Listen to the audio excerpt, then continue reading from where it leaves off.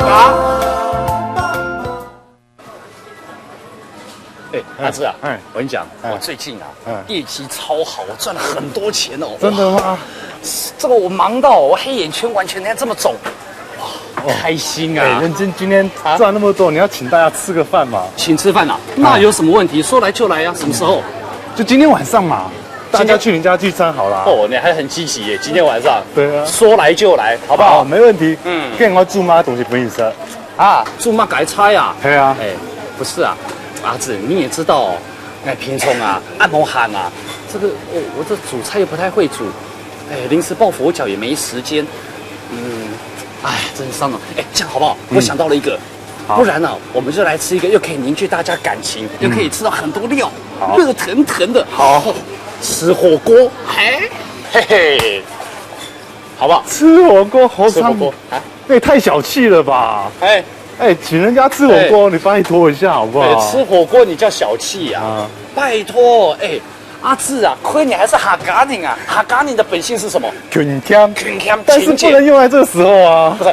阿志，你不要害我破产了好不好？吃个饭一定要花那么多钱干嘛？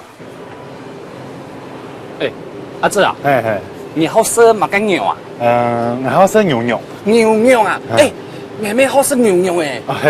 哎，我们除了买一些牛肉以外，我们再买一些猪肉，好不好？哦，好啊，好啊。猪肉。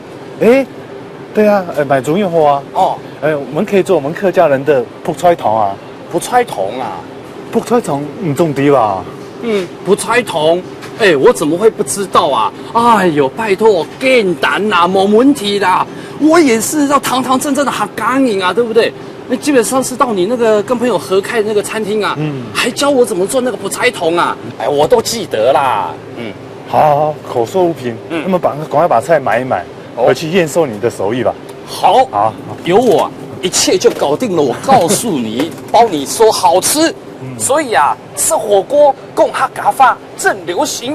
吃火锅当好吃啦！哎，大家一起来，好不好？走来啦，来，结账。走。猪麻鸡菜，猪麻鸡菜，磨หั่，牛肉，猪肉。卜菜糖。